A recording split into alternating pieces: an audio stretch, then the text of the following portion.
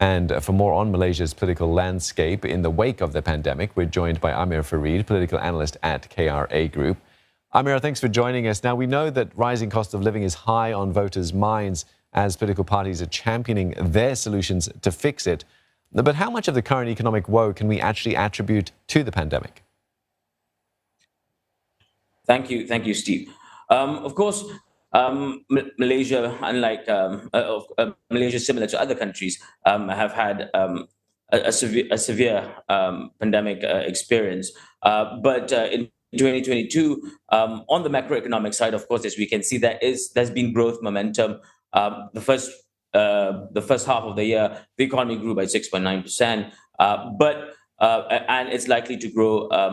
To grow stronger in the third quarter of this year. However, the impact of the pandemic lingers to a wider group. First is the issue of shrinking of a middle class and increase in the group, the vulnerable group.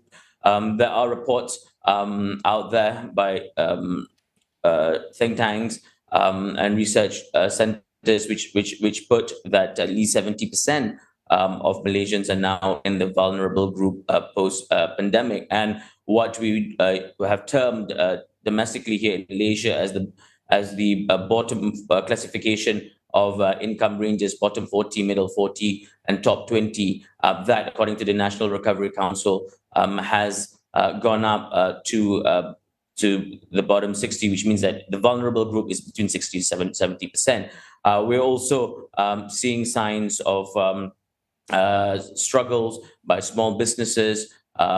This is all in spite of all the assistance packages that the government has provided since March 2020. Although on the bright spot of the economic woes, there is a stronger recovery of in terms of decline in the number of unemployment from the peak of the pandemic, about 5.2%, I think, now to 3.7%. Nonetheless, this, of course, impact of the pandemic, coupled with the inflationary pressures domestically, has made the recovery momentum from pandemic very slow.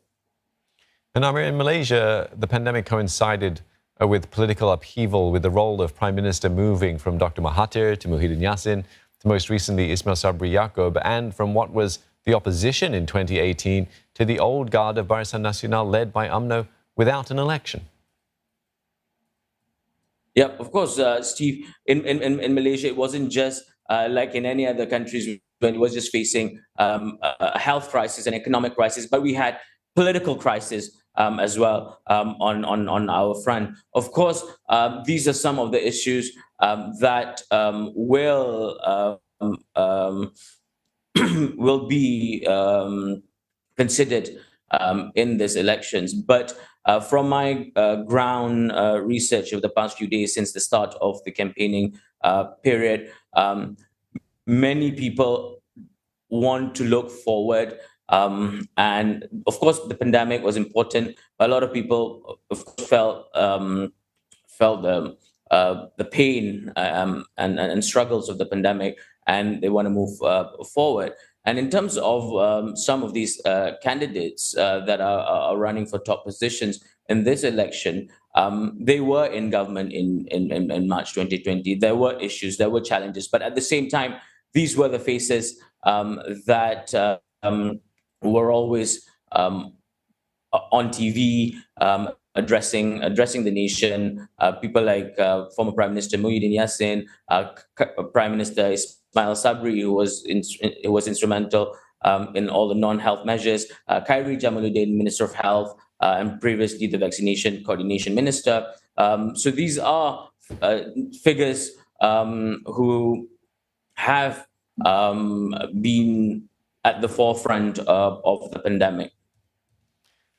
And you mentioned some names there. Does the handling of the pandemic hurt any of them as candidates? We've seen Anwar Ibrahim accuse former Prime Minister Muhyiddin Yassin of failing to control the COVID-19 pandemic that saw high mortality in Malaysia, despite one of the world's longest stay-at-home orders. Yeah, I think it's an issue that is being played out, and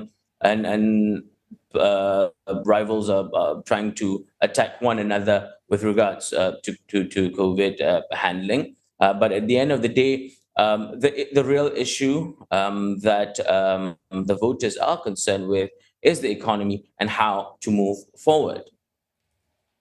All right, we'll leave it there for now. Thanks so much for your time this morning. Amir Fareed, political analyst at KRA Group.